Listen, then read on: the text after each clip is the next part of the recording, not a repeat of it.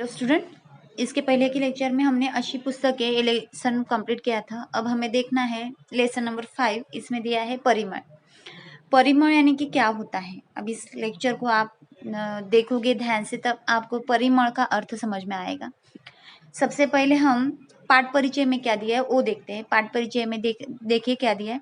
प्रस्तुत पाठ हा आचार्य अत्रे यांची बहिणाबाई गाणी या काव्यसंग्रहातून लिहिला गेलेला आहे। या प्रस्तावनेतून आचार्य अत्रे यांनी बहिणाबाई चौधरी यांच्या असामान्य काव्यप्रतिभेची ओळख आपल्याला ओघवते आणि भावपूर्ण शब्दात करून दिलेली आहे। ग्रामीण जीवन, कृषी जीवन यांच्याशी निगडीत संस्कृतीचे बहिणाबाईंच्या मनावर खोल संस्कार झाले होते। त्यामुळे त्यांची कविता ग्रामीण भावविश्वाचे आणि कृषी संस्कृतीतील शेकडो तपशिलांचे सहज दर्शन देते। माणुसकी, निसर्गाची समरसता, श्रद्धा आणि खेड्यातील सामूहिक जीवन या संबंधीची जाणीव त्यांच्या कवितेतून प्रकट झाली आहे। या काव्यातील खानदेशी बोलीचा गोडवा विशेषत्वाने जाणवणारा आहे। क्या बताया गया है इस पैराग्राफ में, इस शॉर्टकट में आपको बता देती हूँ।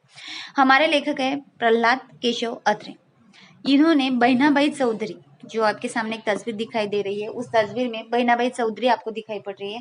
उसमें बताया गया है कि बहिणाबाई चौधरी ने उनके कुछ काव्य संग्रह थे, जो काव्य संग्रह उन्होंने लिख के रखे थे। वो प्रहलाद केशव अत्रे इन्होंने लोगों के सामने लाने का काम किया है। अभी यहाँ पे बोला गया है कि ग्रामीण जीवन, वहाँ पे रहने वाली बहिणाबाई चौधरी, और कृषि जीवन भी बोला है, जो क्या करते हैं, खेत में काम करने वाले जो क्या है, शेतकरी है, उनके बारे में यहाँ पे आपको इन्फॉर्मेशन दी है कि उन्होंने शेतकरी जीवन की कथा भी उनके काव्य ग्रंथ में संग्रहित करके रखी है। म्हणजे काय, हा पाठ लिहिणारे केशव अत्रे यांनी बहिणाबाई चौधरी यांच्या काव्यसंग्रहाला प्रकाशित करण्याचं कार्य केलेलं आहे। तर बहिणाबाई चौधरी यांच्या काव्यसंग्रहामध्ये काय होतं, तर ग्रामीण जीवन होतं, म्हणजे खेड्यातल्या लोकांचे जीवनचरित्र तुम्हाला दिलेलं आहे। कृषी जीवन होतं, म्हणजे शेतकरी लोक कसे राहत होते, ते कशा पद्धतीने जीवन जगत होते, या सगळ्या गोष्टी त्यांच्या काव्यसंग्रहामधून काय आलेल्या, प्रसिद्धीला आलेल्या आहे। बघा काय म्हटलेलं आहे पाठामध्ये। एखाद्या शेतात मोहरांचा हंडा अचानक सापडावा, तसा बहिणाबाईंच्या काव्याचा शोध गेल्या दिवाळीत महाराष्ट्राला लागला।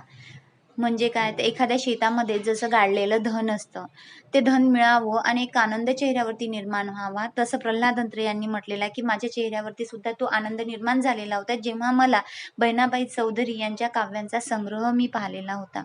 आणि तो दिवाळीमध्ये, गेल्या दिवाळीमध्ये, म्हणजे यानी कि अभी जो दीपावली गई है उसमें उन्होंने क्या किया है, फेमस किया है। जैसे 1898 और 1969 का कालावधि दिया है इनका। अब एक कौन से साल में फेमस हुआ था ये यहाँ पे नहीं दिया है। यहाँ पे बताया गया है कि जैसे कि एक जो शेतकरी है, जो हमारे खुद के खेत में काम कर रहा है, उसे सोने का हंडा जैसे मिल जाता है अचानक से, वो खुश हो उठता है। उसी प्रकार से प्रहलाद अत्रे बोल रहे हैं कि मैं भी उसी प्रकार से खुश हो गया था जब मुझे क्या पता चला कि ये बहिणाबाई चौधरी का क्या है, काव्य संग्रह है। मुझे आनंद हुआ था। अभी देखिए आगे क्या बोला है। शास्त्राप्रमाणे वाङ्मय शोध क्वचितच लागतात। शास्त्र, साहित्याचे शास्त्र असतं, त्या शास्त्राप्रमाणे वाङ्मय जे आपलं काव्यग्रंथ आहे त्याचे शोध मात्र फारच कमी असतात।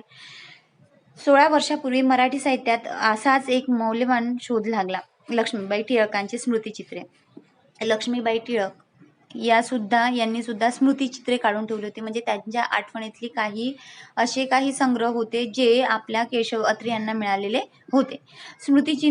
चित्रे प्रसिद्ध झाली। लक्ष्मीबाई सारखाच बहिणाबाईचा जिव्हाळा जबर आहे, त्यांच्या शब्दातून प्रतिभा नुसती झिरपत आहे। सांगितले लक्ष्मीबाई जशा होत्या, म्हणजे लक्ष्मीबाई टिळक होत्या, टिळकांच्या पत्नी, त्यांनी जशी काही आपली संग्रह प्रसिद्धीला आणलेली होती, त्याचप्रमाणे आज जेव्हा बहिणाबाई यांची जी काव्यसंग्रह प्रसिद्धीला आली, लेखक म्हणत आहे, तेव्हाच मला तो आनंद, जसा आनंद मला लक्ष्मीबाई टिळकांच्या वेळी झालेला होता, तोच आनंद आज मला कुणाचा काव्यसंग्रह फेमस करताना होत आहे, बहिणाबाई चौधरी यांचा काव्यसंग्रह फेमस करताना मला तोच आनंद आज होत आहे।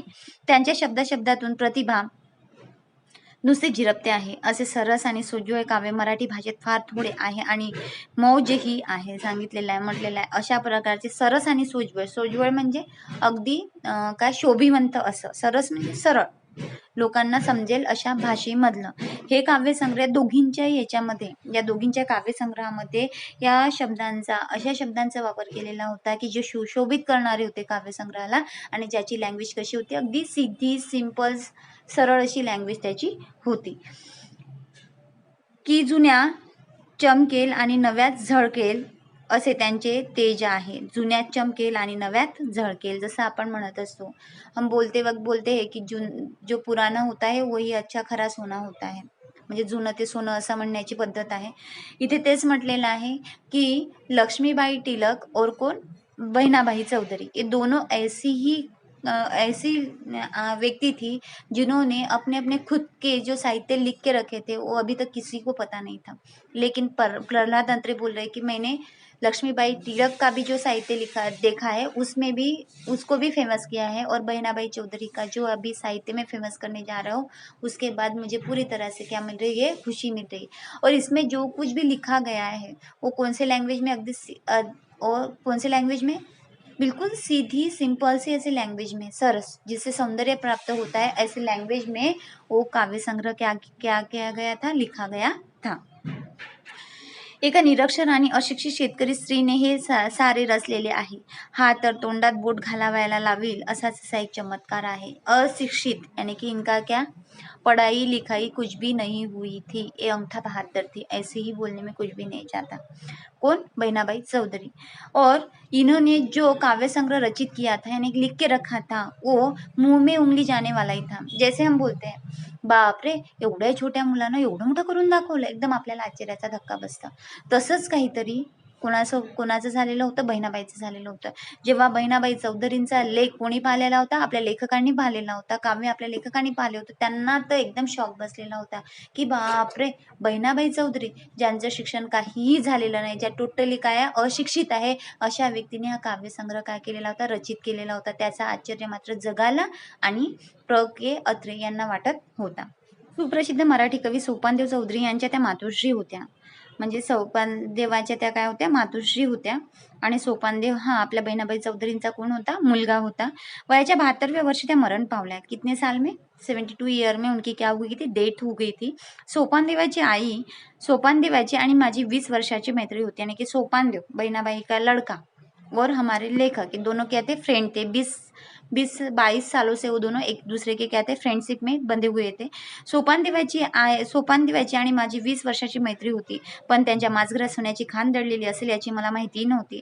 त्यांना स्वतःला त्याची जाणीव असेल, पण ते पडले मुलखाचे लाजाळू. क्या बताया गया है, सोपानदेव बहिणाबाई चौधरी का लड़का और मैं यानी कि लेखक कितने सालों से, 20-22 सालों से फ्रेंडशिप में बंधे हुए थे. लेकिन सोपानदेव जो था यानी कि बहिणाबाई चौधरी का जो लड़का था वो कैसा था, क्या उसे शर्म आती थी, बोलने में शर्म आती थी, जिसे हम लाजाड़ू बोलते हैं मराठी में, वैसा वो लड़का था. किसी के सामने बोलने में उसे क्या लग जाती थी, तकलीफ जाती थी. और यहाँ पे बोला गया है कि ऐसे जो सोपानदेव थे उन्होंने अभी तक लेखक को बताया ही नहीं था कि मेरी मम्मी अच्छे से काव्य की क्या करती है, काव्य को रचित करती है, की काव्य संग्रह लिख के रखती है. उन्होंने माझघरात सोन्याची खाण दडलेली आहे. माझघर म्हणजे काय, स्वयंपाक खोली. माझघर यानी कि जो बीच का जो हिस्सा होता है, घर के बीच का एक हिस्सा होता है जहाँ पे खाना वगैरह पकाया जाता है, उस माझघर में सोने की खान दड़ी हुई थी. यानी कि जमीन के नीचे सोना दबा हुआ था, ऐसा अर्थ ऊपर से निकलता है. लेकिन जमीन के अंदर सोना दड़ा हुआ नहीं था. किसे बोला है खरा सोना, जो बहिणाबाई चौधरी यानी सोपानदेव की मम्मी ने लिख के रखे थे, बहिणाबाई चौधरी ने जो कुछ भी काव्य संग्रह लिख के रखे थे उसे खरा सोना बोला है. जो लेखक बोल रहे हैं कि सोपान ने भी मुझे बताया नहीं था, क्योंकि वो क्या था, शर्मालू था, थोड़ा सा क्या होता था, शर्म आती थी दूसरों के सामने बोलने में उसे, इसलिए बोला है कि वो लाजाळू था. त्याला वाटले की खानदेशी वऱ्हाडी भाषेमधल्या आपल्या अडाणी आईच्या ओव्या सुशिक्षित आणि संस्कृत महाराष्ट्रात कौतुक करील ही की नाही कुणास ठाऊक, म्हणून ते इतकी वर्ष तोंडात मूंग धरून बसलेले होते. सोपानदेव को लगा था कि मेरी मम्मी एक अडानी थी, जिन्होंने वराडी लैंग्वेज में क्या लिख के रखा था, काव्य संग्रह लिख के रखा था, वो कोई पढ़ता है या नहीं पढ़ता ये उसे खुद के मन में लगता था. इसीलिए बोला है कि सुशिक्षित और संस्कृत जो महाराष्ट्र के जो अभी वाचक बने हुए हैं, जो पढ़ने वाले हैं, वो सुशिक्षित भी है, सुसंस्कृत भी है, उन्हें वराडी भाषा समझ में आती है या नहीं, ये किसे लगता था, सोपानदेव को. इसीलिए सोपानदेव ने अपने खुद के मम्मी के जो काव्य संग्रह थे वो किसी को भी आज तक बताया नहीं था. इथे म्हटलेलं आहे तोंडात मूंग धरून बसणे म्हणजे तोंड घट्ट करून बसणे, कुठल्याही प्रकारचं तोंडातून एकही शब्द बाहेर काढायचा नाही. मागल्या दिवाळीच्या आधी एक दिवस ते असेच माझ्याकडे आले आणि एक चौकोर चोपडी हळूच उघडून त्यात उतरलेल्या आपल्या आईची एक कविता भीत भीत त्यांनी मला वाचून दाखवली. एहरीत दोन मोठा, दोन्हीमध्ये पाणी एक, मोठा हाकलतो एक, जीव पोचतो किती. क्या हुआ था? सोपानदेव किसके घर आए थे? हमारे लेखक के घर, प्र के अत्रे का घर आए. दिवाली की बात थी. दिवाली के वक्त सोपानदेव उनके घर आए और उन्होंने उनके पास एक पोटरी थी, उसको खोला और पोटरी में से एक किताब बाहर निकाली और किताब बाहर निकालने के बाद कविता किसने लिखी थी? उसके माँ ने लिखी थी. वो धीरे से किसे पढ़ के सुनाई? लेखक को पढ़ के सुनाई. उसमें 2 लाईन दी है. यहाँ पे बोला है एहरीत दोन मोठा. याचा आधी मी मराठीमध्ये अर्थ तुम्हाला सांगते. एहरीत म्हणजे विहीर, दोन मोठा म्हणजे आधीच्या कालावधीमध्ये दोराला बादली बांधून मोठ असायची, ती बादलीसारखंच मोठं खळं असायचं, त्यामध्ये त्या उखळत्या भागामध्ये ती विहिरीमध्ये सोडल्या जायची. मग त्यातनं पाणी दोराद्वारे वर ओढायचं, अशी ती मोठ. एका विहिरीमध्ये किती मोठा होत्या? 2 मोठा होत्या. दोन्हीमध्ये पाणी एक आणि दोन्हीमध्ये काय व्हायचं? पाणी सारखंच भरल्या जायचं. मोठ हाकलतो एक आणि मोठाला होता, त्या दोन्ही मोठाला विहिरीच्या बाहेर काढणारा कोण होता? एकच व्यक्ती होता. पण जीव पोचतो किती? या एकाच मोठेतून जेवढे काही पाणी येतं त्या पाण्यावरती कितीतरी शेतामधल्या पिकांचे जीव काय करायला जायचे? पोचल्या जायचे. म्हणजे काय? जीव पोचल्या जायचे म्हणजे काय तुम्हाला माहिती आहे? वनस्पती सजीव आहे की निर्जीव आहे? सजीव आहे, म्हणून त्याला जीव आहे, म्हणून त्या जीवांना पोचण्याचं कार्य या मोठातील पाणी करत होतं असं सांगितलेलं आहे. आता हिंदीमध्ये सांगते. एक क्या है जिसे हम वीर बोलते हैं, वेल बोलते हैं. उसमें जो बकेट डाल के डोर को बांध के बकेट डाली जाती है, उसमें से पानी निकाला जाता है और पानी निकालने के बाद वो पानी किसे दिया जाता है?